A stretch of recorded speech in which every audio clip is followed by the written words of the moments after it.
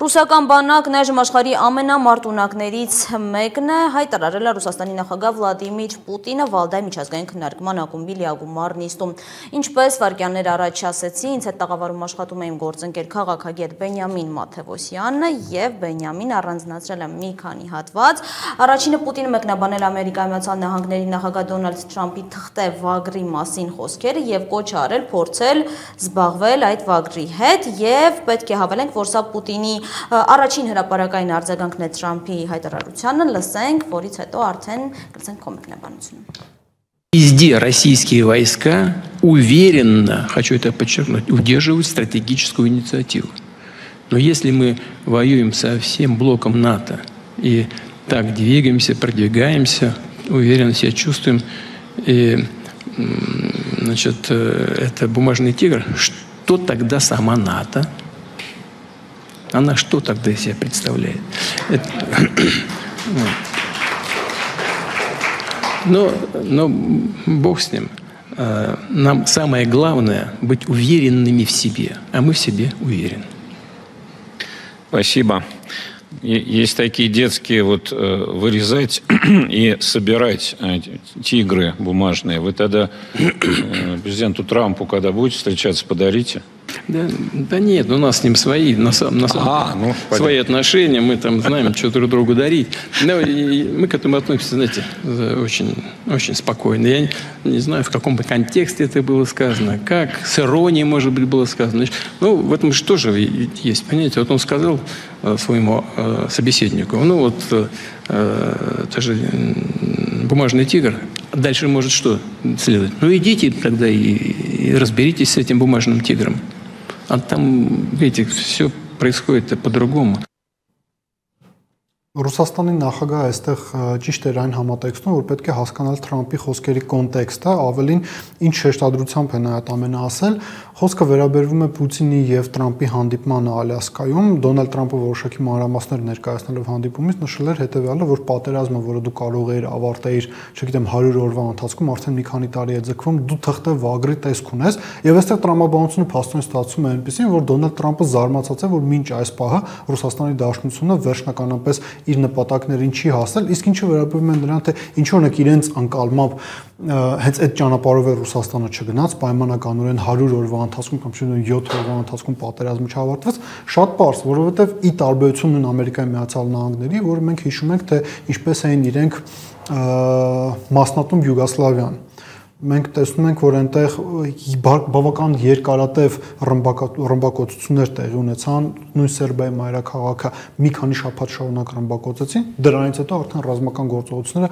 լրիվ այլ տրամաբանությամբ պետք է ընթանան։ Սա առաջինը, երկրորդը, ու նաև համեմատենք ում հետ է համեմատությունը գնում։ Եթե օրինակ Ամերիկայի Միացյալ Նահանգների օպերացիա հետ, որը Իրաքում տեղի ունեցավ, ապա մենք պետք է արձանագրենք հետևյալը, անհամեմատելի է ուկրաինական բանակը իրաքյան բանակի հետ, Իրաքի բանակը ի վերջո ՆԱՏՕ-ն 10 տարուց ավել չի զինել, չի պատրաստել Ամերիկայի Միացյալ Նահանգների հետ պատերազմի, բայց ինչպես ճիշտ է նկատեց Ռուսաստանի Դաշնության նախագահը, ճակատի ամբողջ լայնքով Ռուսաստանի Դաշնության զորքերը թեկուզ եւ դանդաղ, բայց առաջ են շարժվում նպատակ ունենալով իրենց սահմանադրական տարածքի նկատմամբ լիակատար վերահսկողություն հաստատել, որովհետև մենք չմոռանանք, որ 22 թվականից ի վեր իրողություններ են փոխվել եւ առնվազն 4 շրջան Ռուսաստանի Դաշնությունը Ուկրաինայից արդեն միացրել է իրեն, ավելին, եթե մի փոքր ետ գնանք, Դոնալդ Թրամփի թիմից մինչ այսինչ գնահատականներ էին հնչում, որ եթե ուկրաինացիները չգնան խաղաղության, ապա 4 շրջանը կարող է վերածվել 8, 9, 10 եւ այլն եւ այդպես շարունակ։ Նաեւ Պուտինը խոսել է Բենյամին ռուսական բանակի մասին, նշել է, որ այն ամենամարտունակ բանակն է, ինչպես պատրաստվածությամբ, այնպես էլ տեխնիկական հնարավորություններով եւ մարտահրավերներով դիտենք նաեւ այդ հատվածը։ Без всякого преувеличения. И это не гипербола, не преувеличение, знаете, это не хвастовство. Я думаю, что на сегодняшний день российская армия является самой боеспособной армией. И по выучке личного состава, и по техническим возможностям, по умению их применять и модернизировать, и поставлять на линию фронта новые образцы вооружений. И по тактике даже ведения боевых действий.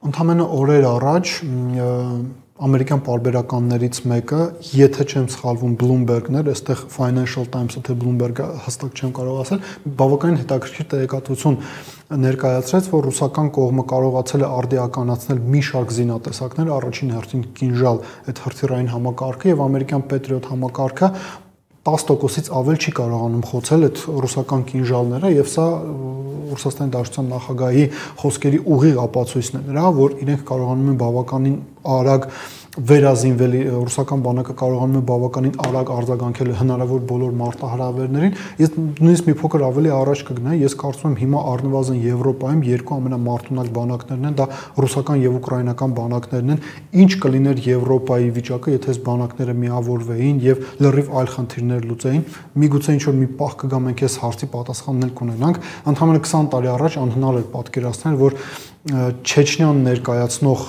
քաղաքացիները, Չեչնիայի բանակը ռուսական կանոնավոր բանակի հետ միասին ինչ-որ խնդիրներ կլուծեին, բայց մենք հիմա տեսնում ենք, որ իրենք հենց դրանով էլ զբաղվում են Ուկրաինայում եւ ամենակարևորը Հայաստանի տեսանկյունից եթե դիտարկենք իրողությունները, Հայաստանն ռազմավարական դաշնակից է գոնե թղթային, այսպես ասած պայմանագրային առումով Ռուսաստանի Դաշնության հետ, մենք կարող էինք որպես պետություն, որը վերջերս պատերազմում պարտվել է, մենք կարող էինք ռուսական բանակից լավագույն, հնարավորինս լավագույն պրակտիկաները, տեխնիկաները յուրացնեինք, բայց մենք գնում ենք լրիվ այլ ճանապարհով, մենք գնում ենք փաստացի բանակի լուծարման ճանապարհով, որովհետև Նիկոլ Փաշինյանի որոշումը կրճատել ռազմական ծախսերը 2026 թվականին հենց դրա մասին է վկայում, որ մենք ոչ թե վերազինվում ենք, պատրաստվում ենք նոր մարտահրավերների, այլ լուծարում ենք մեր անվտանգային համակարգը։ Իդեպ Վլադիմիր Պուտինը անդրադառնալով Ուկրաինայում մարտական գործողություններին նշել է մեջբերեմ, ցավոք այդ գործողությունները դադարեցնել չի հաջողվել, բայց դրա պատասխանատվությունը առաջին հերթին Եվրոպայի վրա է։ Пока, к сожалению, прекратить боевые действия не удалось. Но ответственность за это лежит не на большинстве, за то, что не удалось прекратить, а на меньшинстве, прежде всего на Европе, которая постоянно эскалирует и конфликт. И, по-моему, другой цели это на сегодня там не просматривается. Тем не менее, я думаю, что добрая воля возьмет верх.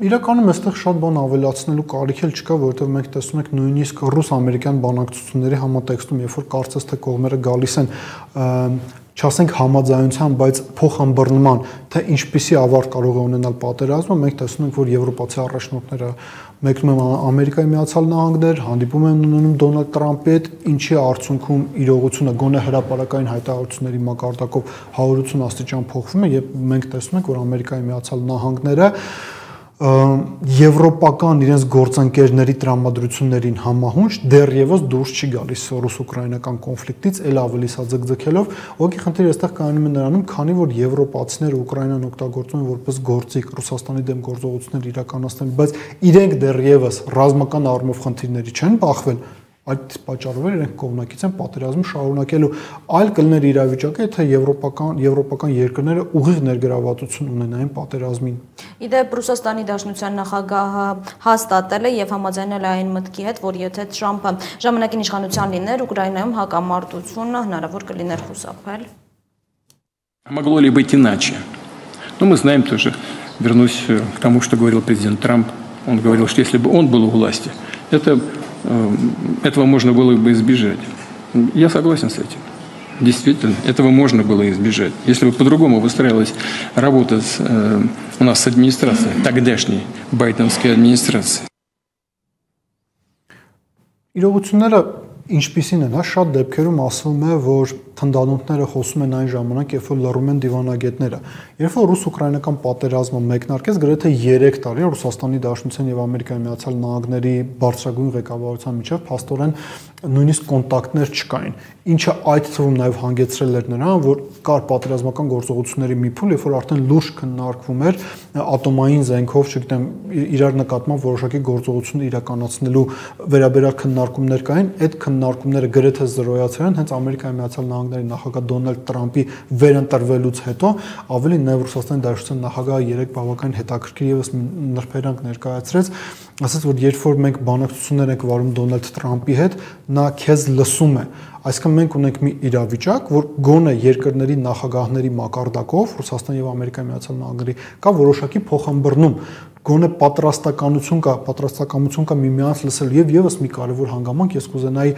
ռուս-ամերիկյան հարաբերությունների համատեքստը համեմատել հայ-ադրբեջանական հարաբերությունների համատեքստում։ Հենց այդ խոսակցությունները, երբ որ տեղի են ունենում, որ կողմերը կարող են միմյանց նկատմամբ ատոմային զենք կիրառել, բացի ամեն ինչից, ամերիկյան կողմը, եվրոպական կողմը ինչ գնահատական ունեն 21 թվականի վերջին 22 թվականին, որ դա Ռուսաստանի համար ռազմավարական առումով ամենաթույլ շրջանն է, այսինքն Ռուսաստանը պարտության մոտ էր։ Բայց դա ինչ է նաև նշանակում, որ Ամերիկայի Միացյալ Նահանգները, Եվրոպան, որոնք ձգտում են ռազմավարական պարտության հասնել Ռուսաստանի, կարող են ռազմական գործողություն իրականացնել ընդդեմ Ռուսաստանի Դաշնության։ Ինչու իրենք այդ քայլին չգնացին, որովհետև կա ռազմական բալանս։ Իրենք վստահ են, որ եթե իրենք Ռուսաստանի դեմ պատերազմական գործողություններ սկսեին արդեն բաց, ոչ թե մատակարարումներով Ուկրաինային, այլ հենց անմիջականորեն մասնակցային պատերազմին, Ռուսաստանը ատոմային զենք կարող էր կիրառել։ Այսինքն ռազմական բալանսը թույլ տվեց խուսափել պատերազմից։ Այդ մեզանում է, որ մենք իրողությունները այնպես ենք ընկալում, որ մենք ինչքան թուլանանք, այնքան ավելի շատ է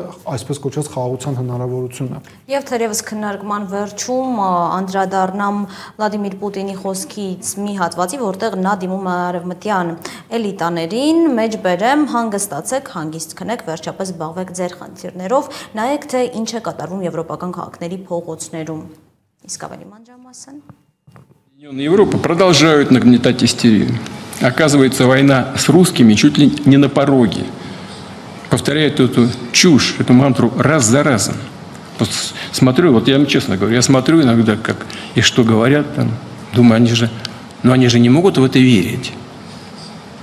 Они же не могут верить в то, что говорят, что Россия собирается нападать на НАТО. Ну, в это поверить невозможно. А своих людей убеждают. Значит, это что за люди? Они либо очень некомпетентные, если действительно верят, потому что поверить в эту чушь невозможно, или просто непорядочные, потому что они сами в это не верят, а своих граждан в этом пытаются убедить. Ну, а какие еще варианты? Честно говоря, так и хочется сказать: уймитесь, спите спокойно, займитесь, наконец, своими проблемами. Посмотрите, что происходит на улицах европейских городов, что творится с экономикой, промышленностью, с европейской культурой и идентичностью, с огромными долгами и нарастающим кризисом систем социального обеспечения, вышедшей из-под контроля миграции, ростом насилия, в том числе политического, радикализацией левацких, ультралиберальных, российских маргинальных обществ. Обратите внимание, как Европа скатывается на периферию глобальной конкуренции. Մի քանի դիտարկում սրա հետ կապված կուզենայի անել։ Առաջինը Ռուսաստանի Դաշնության նախագահը եւ այդ առաջին խոսքը, որը մենք լսեցինք թղթե վագրի մասին, եւ հենց այս խոսքը վկայում է հետեւյալի մասին, որ եթե Եվրոպայում ասում են, որ իրենք Ռուսաստանի հետ պատերազմ են ակնկալում, Ռուսաստանը չի վախենում այդ պատերազմից եւ պատրաստ է այդ պատերազմին, որովհետեւ առնվազն եվրոպական մայրցամաքում ռուսական բանակը ամենամարտունակ բանակն է։ Սա առաջինը, սա կարեւոր էր կարծում եմ Ռուսաստանի Դաշնության նախագահի կողմից այս գնահատականը։ Երկրորդը մենք պարզապես լրահոսը բացելով կարող ենք տեսնել, որ Ֆրանսիայից մինչև Մեծ Բրիտանիայից մինչև Գերմանիա, այսինքն մենք խոսում ենք այն երկրների մասին, որոնց տնտեսությունը շոկեքարշն էր ընդհանուր եվրոպական մայրցամաքի տնտեսության զարգացմանը, այդ պետություններում անդադար բողոքի գործողություններ են տեղի ունենում։ Ֆրանսիայի նախագահ Էմանուել Մակրոնը վերջին 1-1.5 տարվա ընթացքում մի քանի վարչապետ է ստիպված եղել փոխել եւ նոր վարչապետը, որը եկել է Լեկորնյուն, նա եւս կանգնելու է այն խնդրի առաջ, որի պատճառով նախորդ վարչապետը հրաժարական տվեց, այսինքն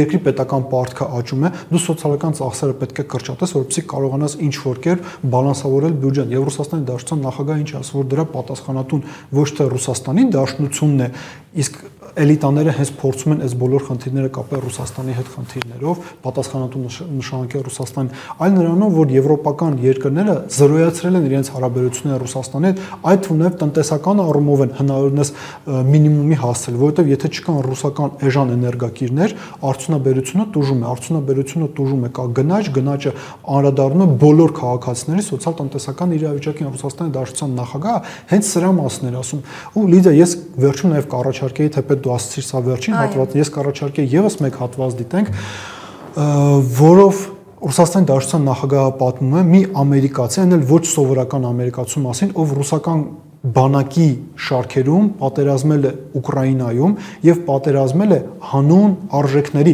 Ու ես սա ուզում եմ ասել հետեւյալի համատեքստում։ Մենք տեսնում ենք, որ Նիկոլ Փաշինյանը բոլոր առիթները օգտագործում է, որտեղ վեր է կենում շնորհակալություն է հայտնում Դոնալդ Թրամփին, իսկ Ռուսաստանի Դաշնության նախագահը ցույց է տալիս, թե ինչպես է պետք շփվել Ամերիկայի Միացյալ Նահանգների նախագահի հետ։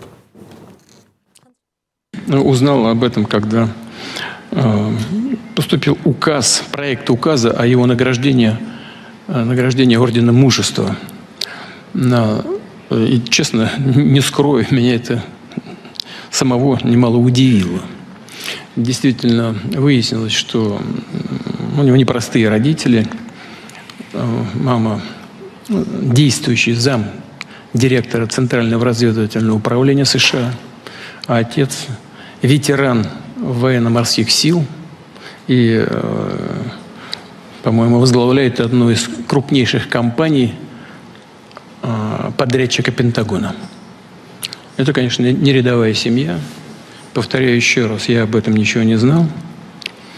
Но это, кстати, значит, вот сейчас вот коллега выступала, рассказывала о своих взглядах, да? И почему она здесь оказалась. И Майкл Глосс тоже оказался здесь поэтому. Потому что, когда он поступал, он ведь что сделал? Родители не знали, куда он уехал. Он сказал, что уехал путешествовать. Потом приехал в Турцию, из Турции перебрался в Москву и пришел в военкомат. И сказал, что он разделяет те ценности, которые защищает Россия. Это, я не шучу, это же все записано там. Право человека на свой язык, на религию и так далее. Он за права человека. И Россия за это борется. И он готов и хочет бороться за эти ценности с оружием в руках. Он прошел специальную подготовку и был зачислен не просто в вооруженные силы, а в элитные подразделения российских вооруженных сил, воздушно-десантные войска. Причем, они все, по сути, штурмовики. И он воевал на переднем крае. Воевал достойно. Получил тяжелое ранение в БТР. Влетел снаряд, он получил тяжелое ранение и вместе с другим своим боевым товарищем, с русским, третий товарищ российский, вытащил их из горящего бронетранспортера, сам получил 25% ожога тела, кожи. Вытащил их, оттащил в лесополосу. И вот представляете, этот парень, молодой парень, 22 года, по-моему, был, сам, истекая кровью. Արգելի հեռուստադիտողներ, հիշեցնեմ, ինձ հետ աշխատում էր քաղաքագետ Բենյամին Մաթևոսյանը։